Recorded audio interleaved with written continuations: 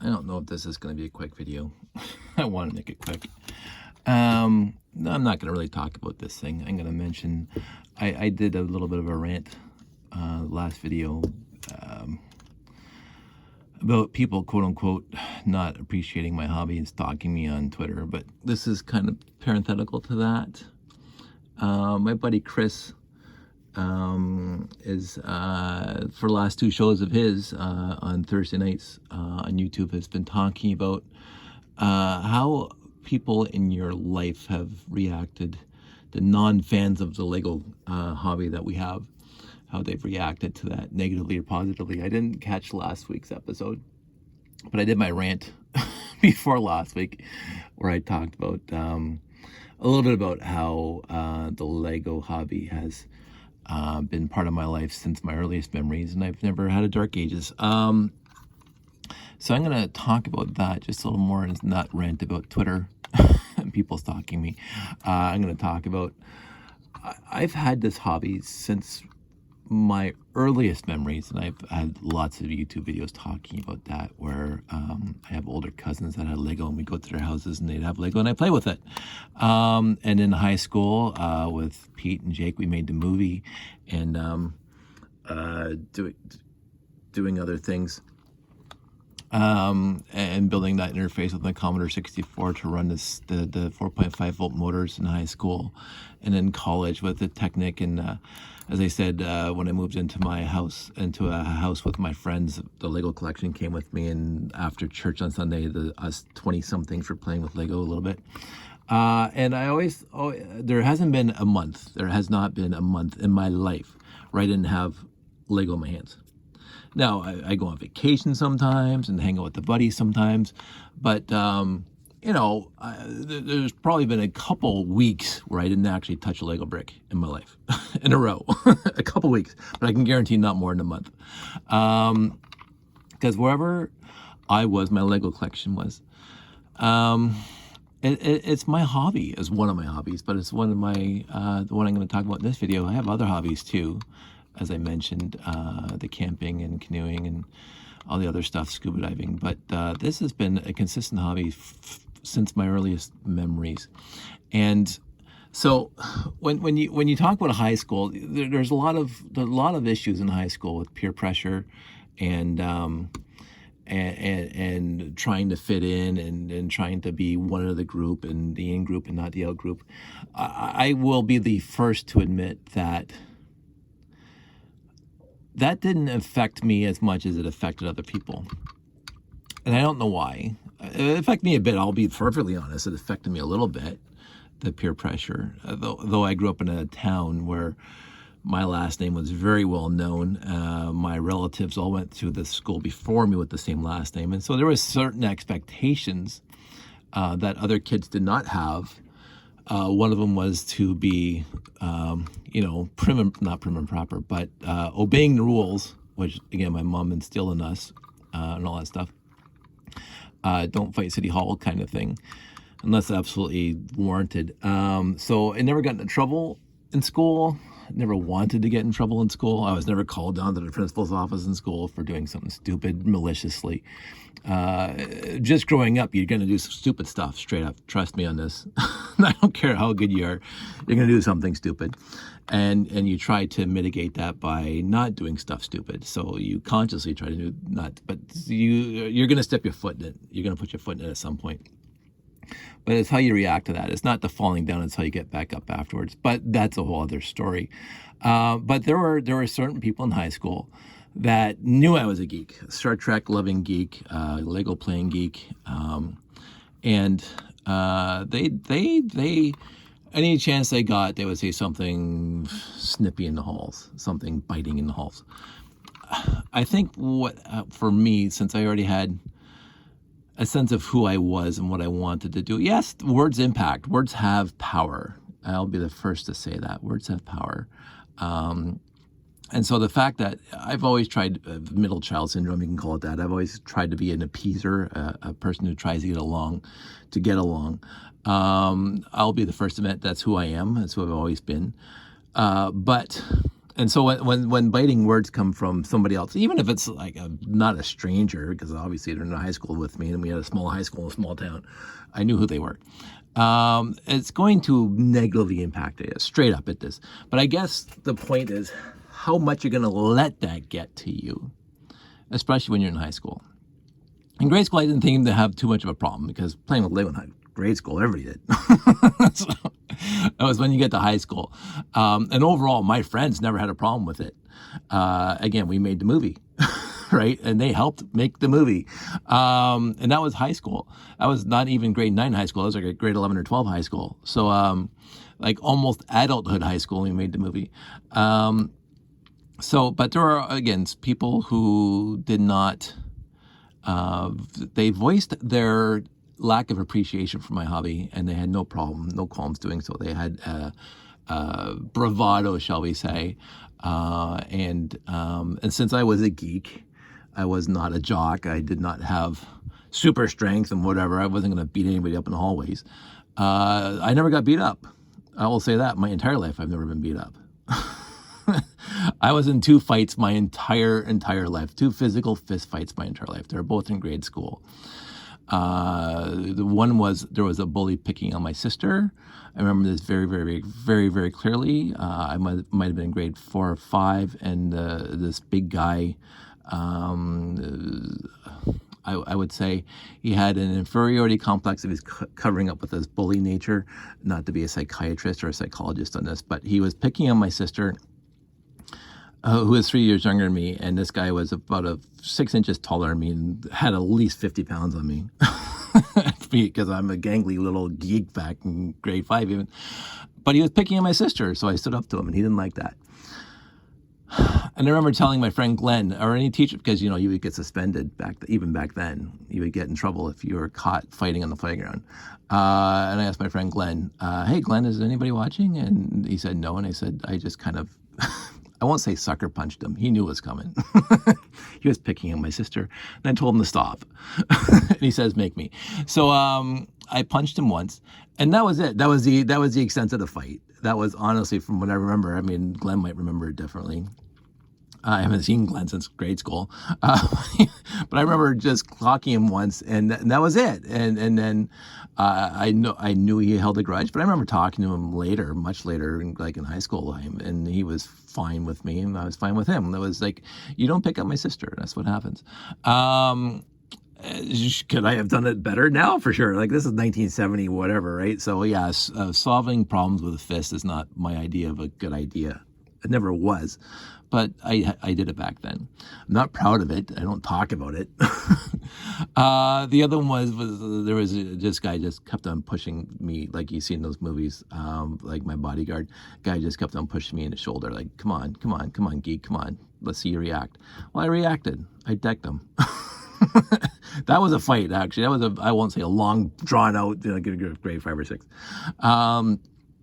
I would say I won that fight. Again, maybe it's my memory playing tricks on me, but I would say it was a long fight. It was a bunch of fists, and I think I had a bloody nose and a cut lip.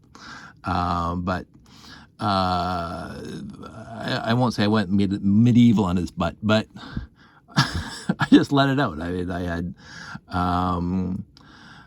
I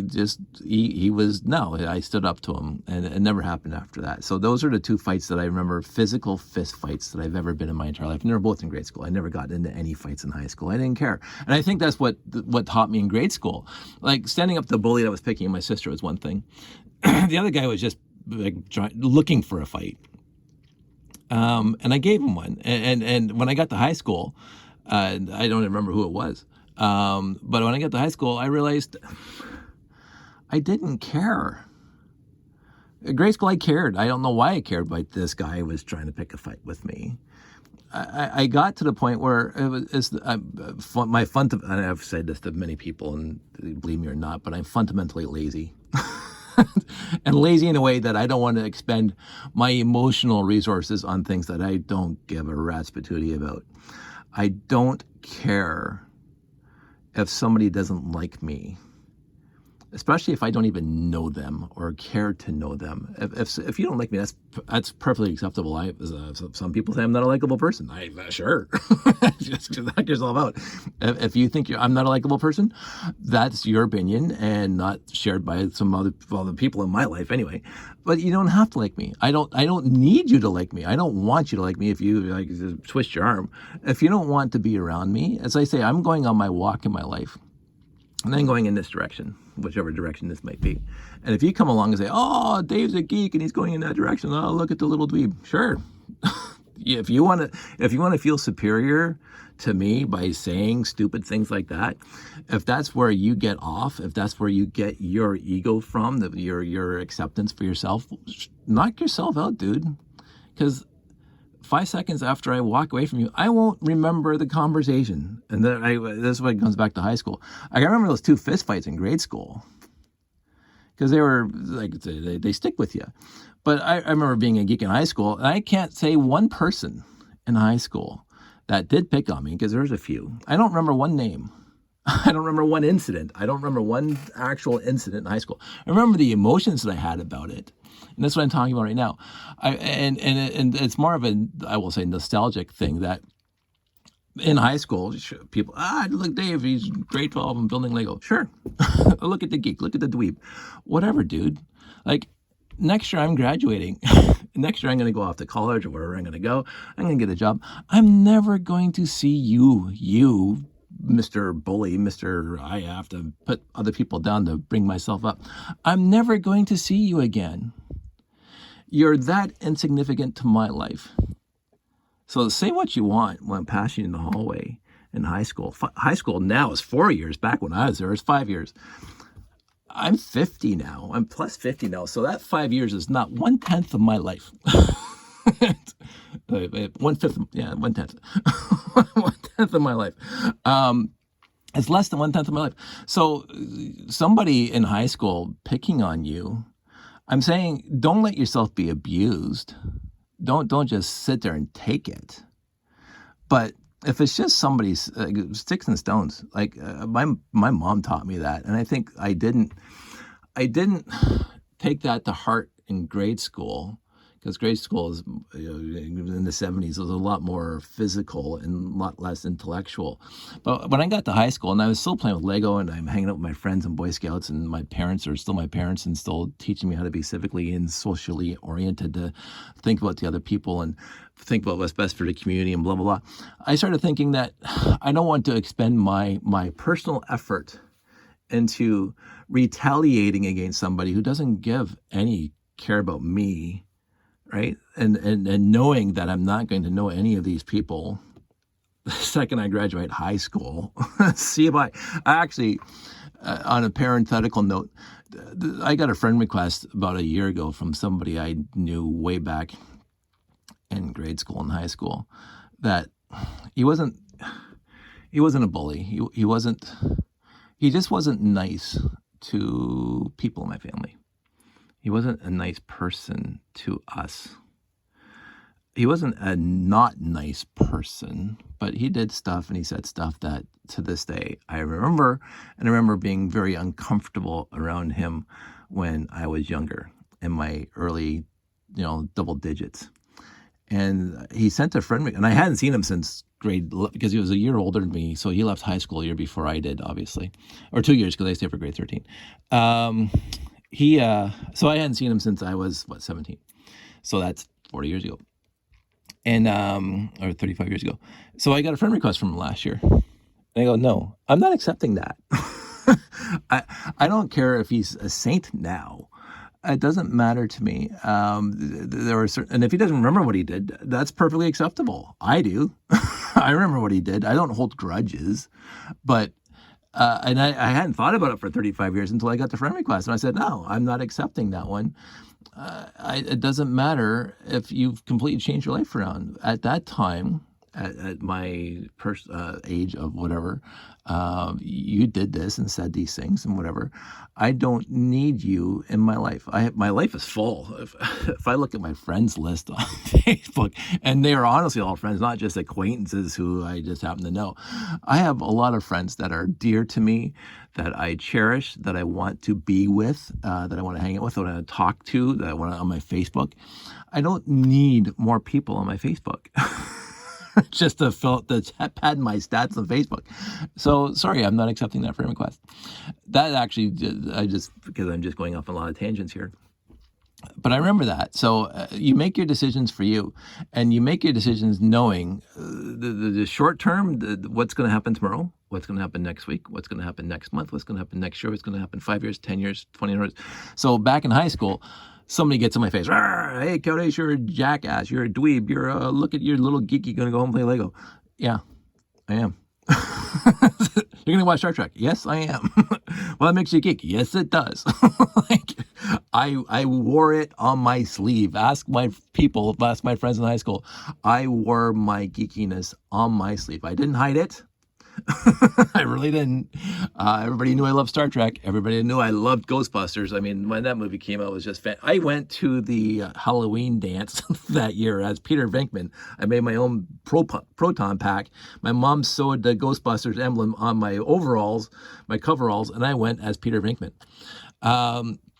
I remember that. See, that's the joy of this. The joy of, we'll call it cosplay now, but I don't know what that is, people dressing up.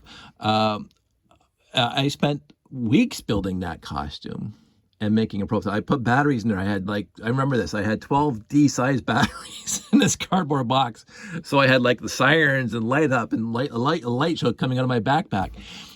Even the hand wand, I put a spotlight on it, and it was all powered by 12, and I soldered up a little breadboard and with the LEDs on it. I did this, and it was fun to do, and it was fun for me. It didn't matter to me if anybody else liked it.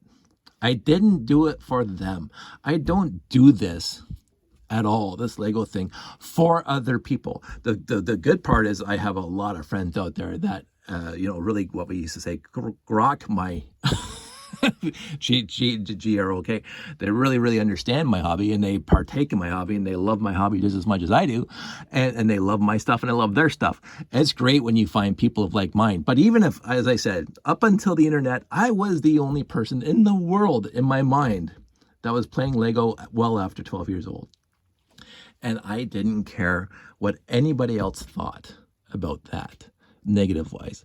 But I got lots of positive feedback. As I said, Pete, Jake, not playing with Lego anymore, but let's make a movie together. Fantastic. 20 of my close friends after church didn't play with Lego any other time. Right? They had their own lives, they had their own hobbies, they had their own interests. But Sunday after church, we're in the rental house that we were renting, the 4 of us were renting house. After church, 20 people are playing with my Lego collection. Right? They never, ever, ever made malicious fun of me and my hobby. Never, not once.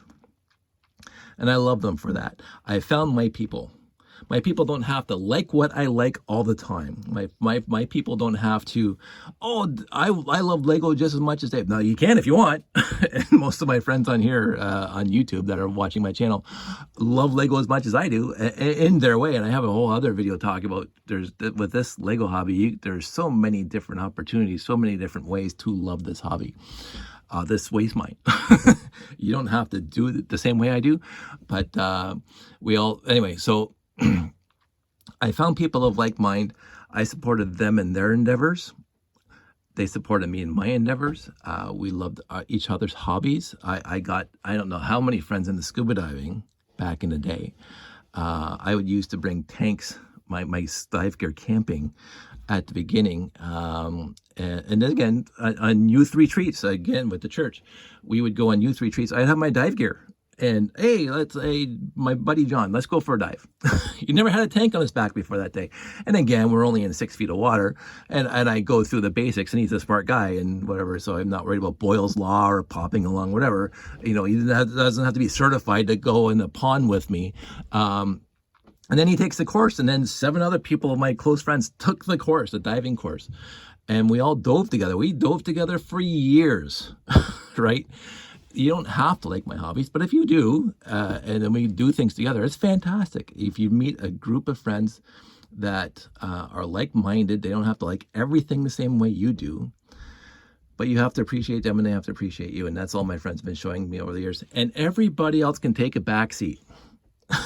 Friends, family, acquaintances, strangers, it doesn't matter. It's your life, period.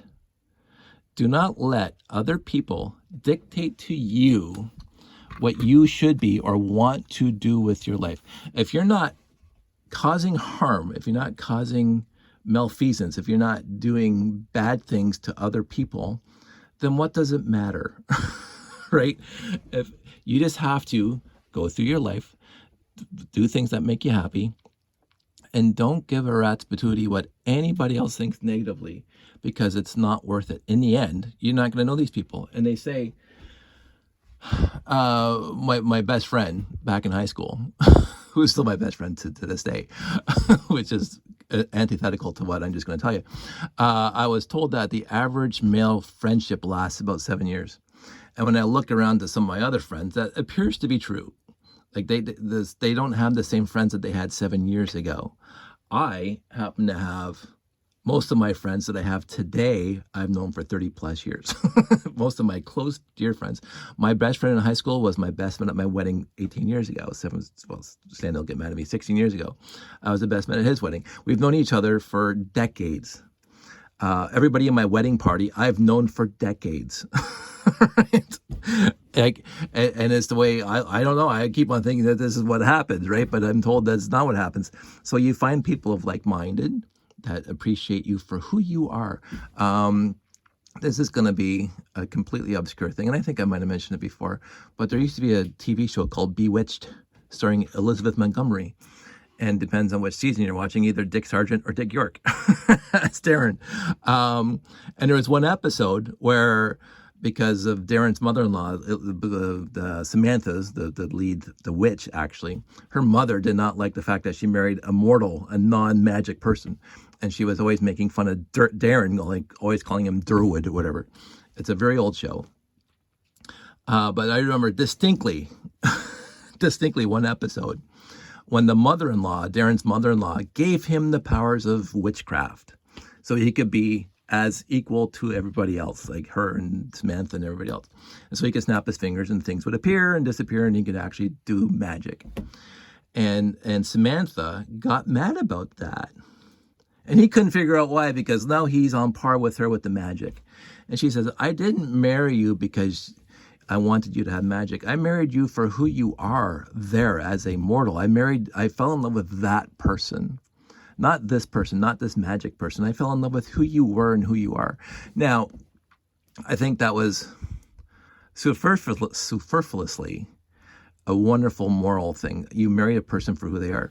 I also think, and they couldn't get into this in that little sitcom, people do evolve and people do change. They change their minds. But if you're going to change who you are, do it for yourself. If you're doing things differently now than you were 10 years ago, if you like different things now, if you've gone from, say, like even musical tastes have changed over the years. But do it for you. Don't do it because other people are pressuring you into or guilting you into or bullying you into changing your mind. If you like something and somebody tells you you shouldn't like that thing, or they bully you, they say, oh, you're a geek, you're a dweeb, you're a look at and they get in your face about it. Oh, well, if there's a legitimate reason why you shouldn't be doing it, like, drinking and driving. Oh, I like drinking and driving. I actually know a person. I won't go down this path because it makes me uncomfortable. If you're doing things that are going to maliciously hurt somebody else, have the potential of malfeasance, don't do that. Period. Do not do things that are harmful to other people or even to yourself. But that's all there was to try. I'm not going to go down that path. But know who you are. Be comfortable with who you are. If you like something and somebody's picking picking on you about it, and they have a negative reaction to stuff that you like to do, such as Lego when you're an adult or a young adult or even a teen, and a TFOL, teen fan of Lego. If somebody's picking on you because of your hobby, which has nothing to do with them and there's no negative impact on anybody else. And again, I'm going to relate to this because there was a few people that picked on me in high school about my Lego hobby. Who cares?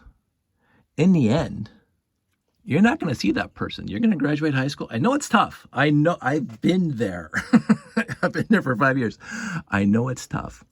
But in the end, it's 6 hours a day in a building for 5 days a week. You still got to, and then after graduation, you are never going to see this person again.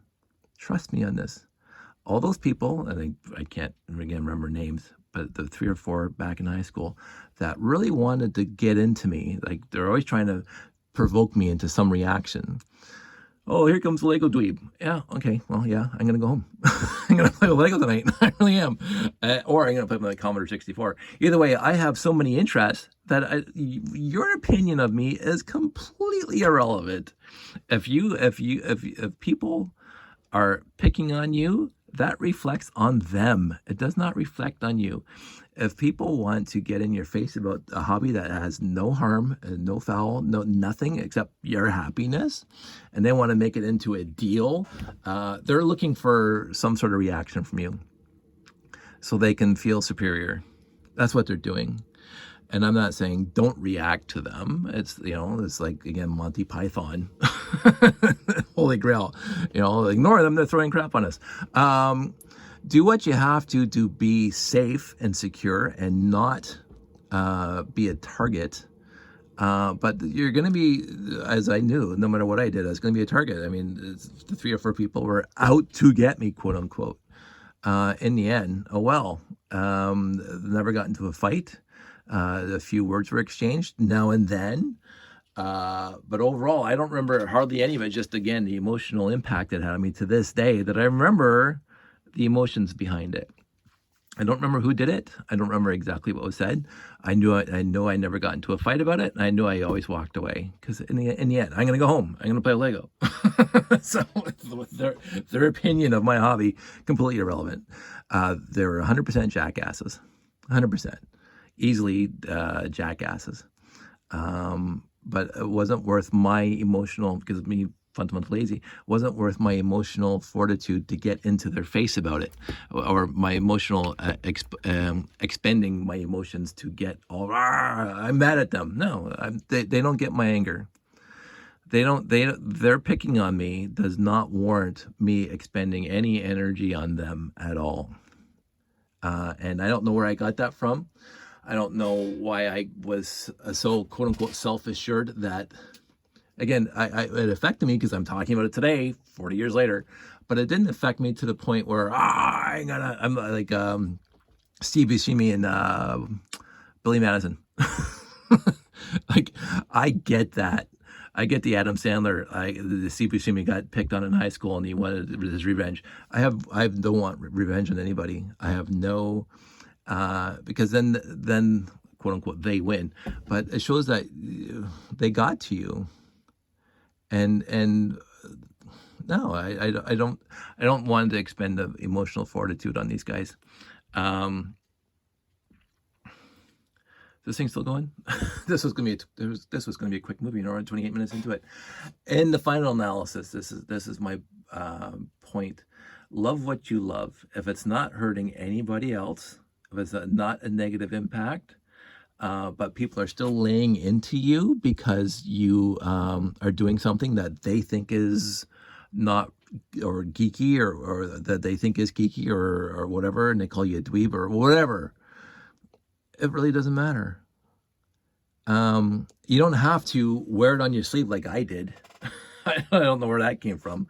I just was I wasn't always completely secure in myself, but I was secure enough in myself to not hide who I was overall, because in the end I wanted to be truthful to myself, faithful to myself, and I do love what I love. I love the people I love. I love my hobbies I love. And it really didn't matter what other people thought about it.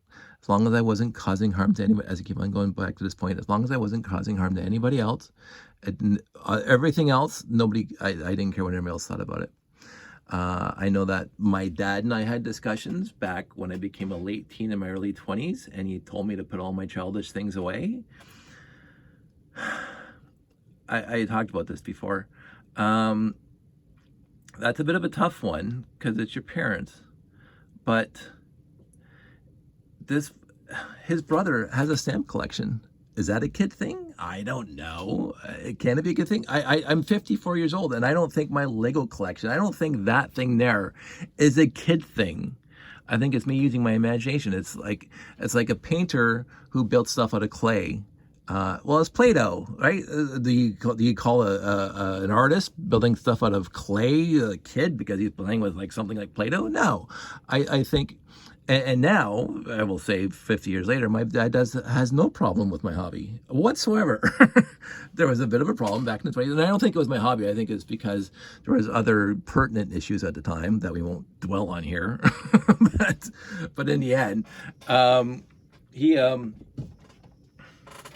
I'm looking for this thing. Maybe I'll do this because my phone's gonna die. I'm not faulting him for telling me to put away my quote unquote childish things. I did have to grow up a bit. I talked about my financial idiocies in my early 20s. And I was too focused not on the hobbies themselves, but not focusing on there was, again, I'll talk about this. There was a show called Amazing Stories way back in the day, and it was awesome. And there was one that actually had Mark Hamill in it.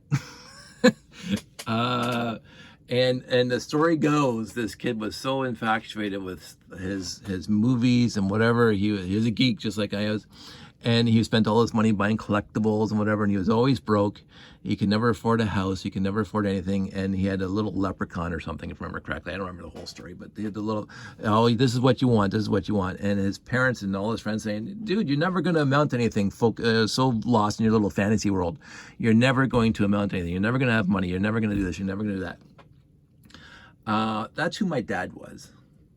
So I'm not faulting him for that because like there's textbooks out there of people getting lost in their hobbies, whatever their hobby is, and not focusing on reality, not focusing on future state or where you need to have a financial foundation.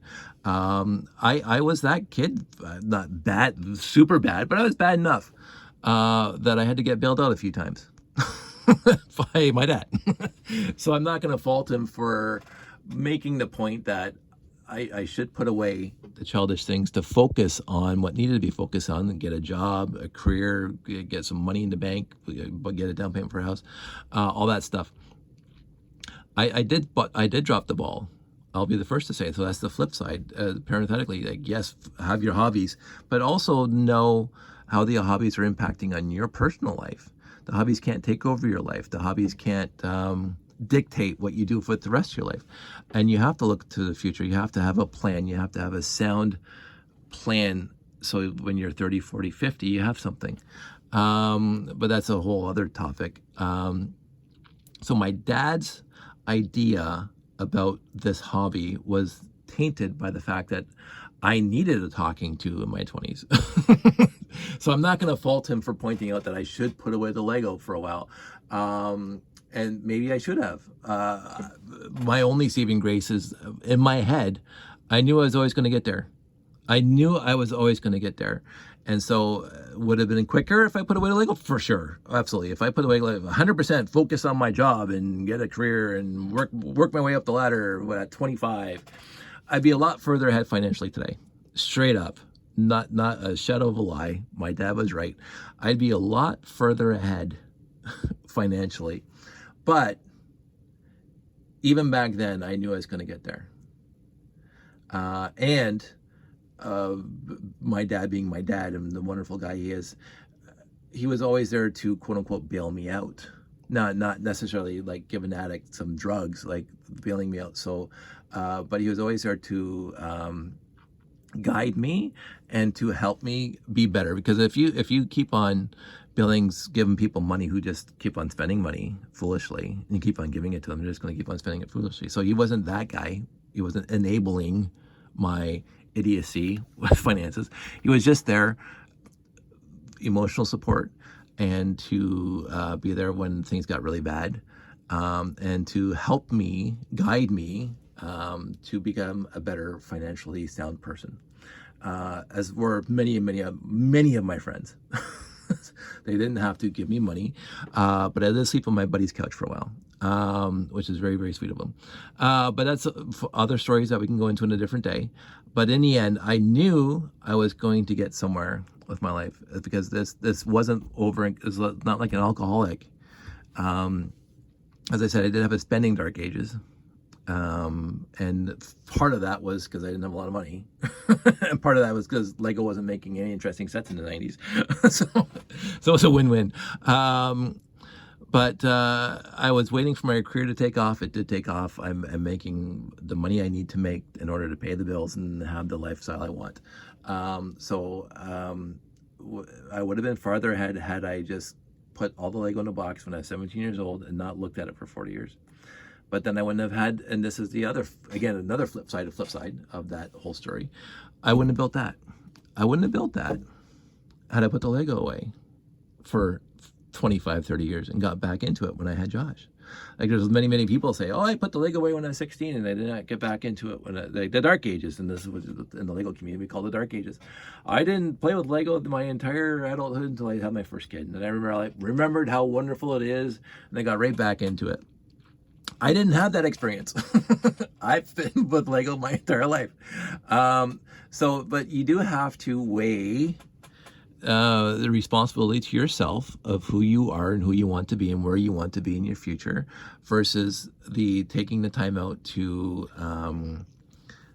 have fun that day. There's so many memes and fables and tales of people who did not. There's even Bible verses. Take no thought of tomorrow, no thrift. You're gonna find yourself into trouble. This is going off on a completely other tangent, what I didn't want to go into. So my dad had an idea about my hobby that he didn't like because he thought it was taking away from my future. I'm not faulting him for that. I did not give an idea that I was going to get anywhere back in my early 20s with this hobby. Not taking over my life, but being part of my life when I was in my 20s. It didn't take over my life. It's never been like an alcoholic. As I say, there's been weeks where I didn't actually play with bricks during that time. I was busy with friends and having a good time doing other things. So it's not like booze. It's not like it's taken over the entire house right now. It's not like we're hoarding Lego in here. My whole Lego collection's in my one Lego room, and it's not going to expand past that. So I am cognizant of how things can become an addiction too. And so you don't want that either. So there's a whole bunch of things here. The main points are, don't listen to people who are giving you a negative opinion of your hobby beyond for the reason that they just want to pick on somebody. They want to feel superior. They want to be a bully, whatever. Do not let those people get to you, because in a few years, they're not going to be anywhere near your life, especially if you're in high school. Do not let other people dictate your joys and happiness. Those come from within. I find my whole life, my joy and happiness is my friends and my family and my hobbies, and with my hobbies, the friends and family that I found in this hobby. I have a solid group of people, Lego builders, that I absolutely adore hanging out with, and we can talk about anything. Mostly we talk about our hobby. We can talk about anything. I've met the most interesting people through this hobby. I've rocket scientists, engineers, mechanical, electrical, programmers, obviously, because I'm a bit of a programmer. All over, virtually, I have so many virtual friends that I've never met in person throughout the world since Lugnet, who know me and I know them. And I absolutely adore it. And so there's not one thing that any bully could say to me at all and say, that's a stupid hobby. It's geeky. It's only for 12-year-olds. I talk to people in Europe and Asia and Africa and everywhere on this planet, Brazil. I know people all over this world because of this hobby, and they know me, and we talk about stuff, and we enjoy each other's builds, and we have fun, and nobody's saying that to me now, but if I knew the same people I knew back in high school, those 3 or 4 people, and they were saying the same things, I don't care. I didn't care then, and I didn't know anybody else. So, and so there's no way I'm going to care now for sure. But if you're in a situation where somebody's making fun of your hobby of Lego or whatever hobby you have, that's not hurting anybody else. If somebody's making fun of you, just look at, first of all, where it's coming from. That's always things my parents always taught me, and it's just a meme now. Look at the stature of the person who's actually saying it to you, or the lack of stature, shall we say. And don't be responding in kind. If somebody is that damaged inside that they have to pick on you because you're a hobby, they're damaged inside, straight up. Like if somebody's picking on me because my hair is blonde, they're damaged inside. If somebody's picking on me because I'm having this hobby that has no relevance to their life whatsoever, they're damaged. There's something fundamentally wrong with their worldview, and it's up to them to fix it themselves. You're not going to fix it for them. So just ignore it if you can, walk away from it if you can. Don't let it get you, for sure, because as I say, I was picked on in high school, walking through the halls. Oh, there's a Lego dweeb. Yeah, I'm gonna go home that day, and I'm gonna play with Lego, or again my Commodore 64, or hang out with my friends, or go scuba diving, or whatever else I was interested in. By the time I got to the end of the hallway, their words had zero impact on me, as the way it should be. Because who are they? I mean, they have their own problems. All of us have problems. I just detailed some of mine with finances back in my early 20s. Nobody's perfect. But in the end, you find the stuff that makes you happy. You find the stuff that you say, hey, this whole thing, this hobby is making me happy, and I want to partake in it, and I want to hang out with like-minded people, and especially now with the internet, they're worldwide people, and you say, who is anybody else to tell me that this isn't a valid hobby? Who is anybody else to me that says we can't do this kind of stuff because they think it's inappropriate? It's not for adults. As I say, some people are artists in this hobby, and they build beautiful, beautiful things. And people are 40, 50, 60, 70, 80 years old playing with Lego right now in the world, guaranteed. At this exact second, there are people in the world who are well older than you and me playing with Lego right now, because it is a fine medium. It's directed at kids. Yes, it is. Straight up. When you buy a set in the stores, it tells you from 8 to whatever. Irrelevant. Yeah, I can take those bricks that I bought for Junior. I can build them into here, like into these things. So it's a wonderful hobby. It's a unique hobby where you have unlimited possibilities to do this kind of stuff, to do whatever you want with it. Make art, make sculptures, make moving machines, make Technic stuff, make great ball contraptions, make modulars, make buildings, make furniture, make whatever you want to make, if that's what you want to do.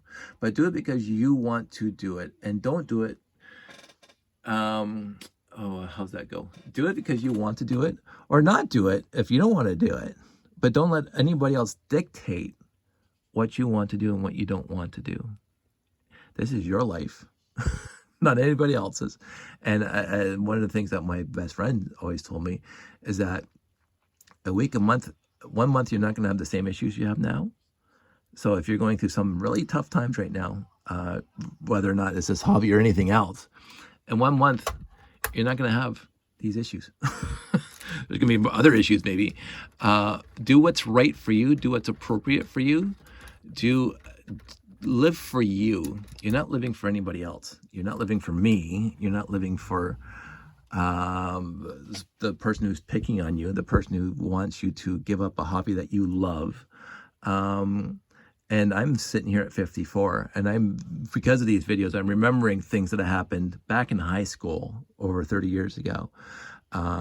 And overall, my high school experience was very awesome. And you can talk to my friends about that. I had a really good time in high school. I was on the student council. I did what I could for the sports teams. I wasn't a sports player, but I knew the coaches very well, and I did the timing and scorekeeping. So I got to go with all the basketball games across our county.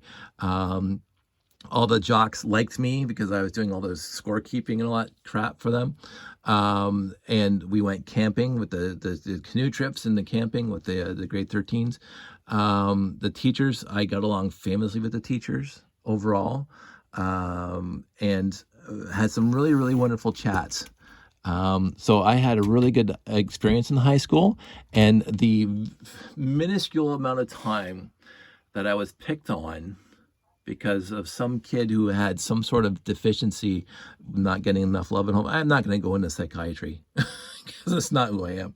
But the amount of times that I was picked on is such a small number of hours and minutes compared to the 5 years of great times I had in high school, hanging out in the computer lab, talking to my favorite teachers, having wonderful discussions about the intricacies of how the Enterprise works on Star Trek. Those are the things I remember with love and adoration. And the people I had those discussions with are still my friends today. The people who picked on me, I did not see the day after I graduated. 35, 40 years ago. I'm not doing the math in my head. So, because I'm not good at math. I don't see any of this. So the people I had such a wonderful time with and are my friends today. The people that were negative towards my hobby, I don't care. I didn't care then. Again, emotions are going to be emotions, and they're not going to be, oh, I don't care at all. No, I will say, because I'm talking about it this much later. But in the end, I keep on saying that. It's one of my favorite expressions. I remember far more good times in school. Far more and my chats with my dad back in my early 20s when he was adamant that I should give this hobby up and put it away because I wasn't focusing. He was right on the fact that I was not focused on making my career choices properly or getting ready for my, adulthood and getting a full-time job, blah, blah, blah. I mean, I was still in school, college and stuff, but I didn't want to put it away. And I did get my back up a little bit. I'll be the first to say, but even then I believed in my head that what I was doing was right, that the actual Lego itself was not the issue that I was having with my life during my early 20s. I mean, my parents were divorced. I mean, again, I'm not going to go into psychiatry. I'm not going to go into psychiatry, but I do believe that there were issues that I had to face, and I did face them eventually. And they had absolutely nothing to do with this hobby. This hobby is what kept me sane through all of it. This hobby is what kept me going through all of it. One of the things, anyway, my friends being the other thing. My friends, my absolutely adorable friends that I was very lucky to fall in with back in the day, that I still have to this day. They are, and my family. They are my saving grace. They got me through the rough times. So I've been very blessed. I've been very blessed with the people that have been in my life. I've been very blessed with the hobbies I've chosen. I've been very blessed with the stories I have and the memories I have across the board of my hobbies sharing my hobbies, like the scuba diving. As I say, I took my friends scuba diving, and basically all of them got their certificates after I took them diving. And we did a lot of diving for decades. Just now we're just too old and whatever. But we had such a good time. And as I say, they had a good time with this hobby when I was around after church and stuff. And they still, I will say this, when I got the RCX and I went to enter my first robot competition in 1998 or 1999, whatever it was, at Guelph University. That's where I first met some of my Lego friends that I still have to this day. My friends since high school helped me out. They helped me build my robot. They helped me program my robot. We had a great time talking about how to make it better and for the competition, and so they supported. They still supported after all those years. They supported my hobby. It wasn't their hobby, but they supported my hobby just like I support their hobby. Can you come up here, please? Okay, I think this is a good time to wrap this up. So I did go on way too long about it. So the wife wants me, and I want to spend some time with her. I'm going to upload this maybe, and I want everybody to understand that you are your own person and that you should be able to do what you want as long as it's not harming anybody else, and not worry about any negative stuff, because first of all, you're not going to know that the people who are being negative about it in a few years. That's my belief. That's what happened to me. And secondly, if this is what makes you happy, then be happy. Don't worry about the naysayers.